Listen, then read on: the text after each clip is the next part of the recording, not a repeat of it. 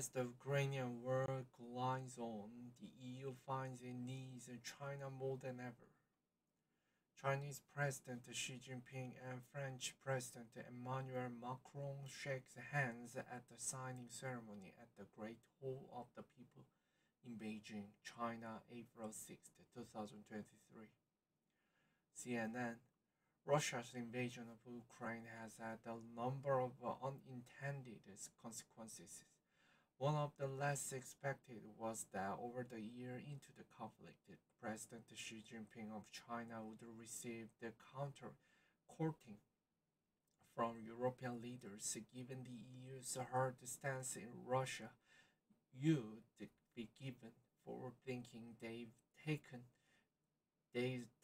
a similarly firm approach with the Kremlin's most important ally.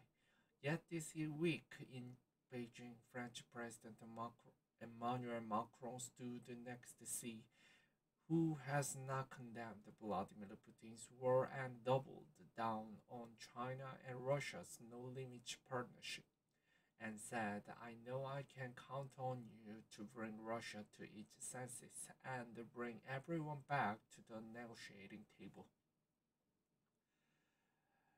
Relations between China and the EU have been a strange journey over the past decade. While the investment deal was stuck in 2020 after years of negotiations, it is currently on ice, in part because of political differences. The EU has called China a system rival, but also because the Chinese government sanctioned European Parliament members after they criticized China's treatment of Uyghur Muslims.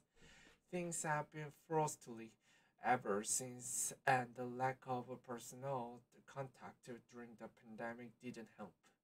This caused great upset to some EU members who see good economic relations with China as essential to the bloc's ambition to become a major geopolitical player. Strategic autonomy, an ugly Brussels term that refers to the EU having an independent geopolitical policy, relied in part of the EU being able to become a third power and not get squashed between the EU and China. However, the China hawks, typically in the east of the bloc, have always been skeptical of anything that puts clear water between Europe and the US, who who they see as the ultimate protectors of European territory through NATO. A reluctant partner. Prior to the visit, Ursula von der Leyen, President of the EU Commission, had criticized China's becoming more repressive at home and more assertive abroad. She said that it was clear to her that China had turned the page on its reform period and that national security now trumped and international cooperation. China is seeking to reshape the global order in a way that puts China at the center.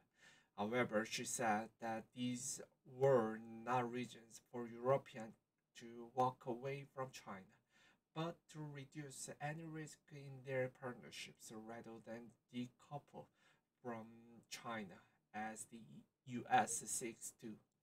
The European Union often criticized for its approach to international affairs when injustice runs directly into its economic ambition, has been far harder on Russia than expected.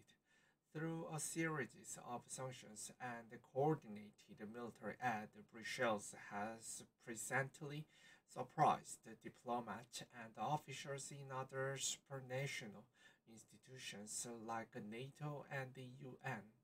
But the EU has declined to mete out similar punishment to Putin's most important friend. The Ukraine crisis has forced many European officials to, in some cases, reluctantly conclude that their relationship with China might be more important now than it was before. One European diplomat explains why it's not possible to take a hard US-style line of decoupling from China. We are not in a position geographically, economically, or strategically to do what the US is doing. We cannot move away from both Russia and China at the same time, the diplomat told CNN. One example, sanctions against Russia increased energy prices. Our goal is to transition from Russian gas to renewable. A big part of the quickly is getting hold of cheap solar panels. Who makes the cheap solar panels? China. We cannot shut out our original energy source and our new one at the same time, the diplomat adds. The second diplomat explained that while no one is naive and thinks we should open the floodgates to Chinese technology, most have accepted that if we are to achieve our long term goals, including becoming a geopolitical player who can hold influence over China, we need a strong economy. Our geopolitical value is nothing if our economy is struggling.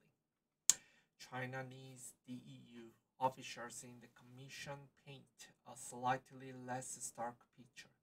Yes, there are things we cannot do without China, especially on climate change. A senior Commission official tells CNN, but China needs the EU more than it needs Russia, they claim. The official says that in the view of the Commission, Beijing's support of Russia is more about appeasing the Chinese domestic audience in the short term by supporting a non-Western, non-NATO ally. They believe that China's long-term thinking plays into the West's hands more than it does Moscow's. China's power lies in its economy. It does more businesses with the EU than it does with Russia. They have seen what we were happy to do in terms of sanctions of Russia and don't want that for themselves. China also wants to be seen as the responsible global power, not interested in upending the world order. This combination of factors create an opportunity for us, the official continues. Ukraine topped the agenda for the Macron's visit, but the economy was the significant element too. It is very optimistic view. Member states, including those who have historically taken a softer view on China, like France and Germany, are more cautious than they've been for years. We have a problem with Russia that we will have for generations. If we have a problem with China at the same time, that is something we cannot geopolitically handle. A government official of the influential EU member state told CNN. Everyone is support to Macron's trip and agrees we need to fix relations with China, but we are nervous about where it all ends and what China does in the context of Ukraine. The traditional China hawks within the EU share these concerns, but have equally have been convinced that EU cannot simply walk away from Beijing at the same time it does so from Moscow. CNN spoke to diplomats from three of the most hawkish states. Their main observations were that diplomatic lines with China must remain open, but with the express understanding that China could still get directly involved in the war. They said every effort must be made to discourage China from crossing the red line of arming Russia, that Europe must lead the dialogue and make sure engagement stays on European terms. They also described the fear that asking China to act as the peace broker between Ukraine and Russia gives Beijing a propaganda coup where it can act as a player in European security with the EU's blessing. Alicia Pachulska, a policy fellow at the European Council of Foreign Relations, told CNN that there is a window of opportunity for Europe to reshape its economic relationship with Europe. We don't have to just sit down and accept China has more power than Europe. While it will be very difficult to persuade China to change its position on Ukraine, economic engagement with Beijing is still a must for the EU. But while we do that, we must also diversify our economy so we are less reliant on China. Alexander Stubb, the former Prime Minister of Finland, believes that Russia's attack on Ukraine marks the end of the post-war Cold War era and the beginning of the crafting of the world order, and that if Europe wants to play an important role in it, that means staying as close to the US as possible but not decoupling with China. Ever since Putin invades Ukraine, the Western largely coordinated response raised the questions about the return to the US lead world order. But all the questions about China have not gone away.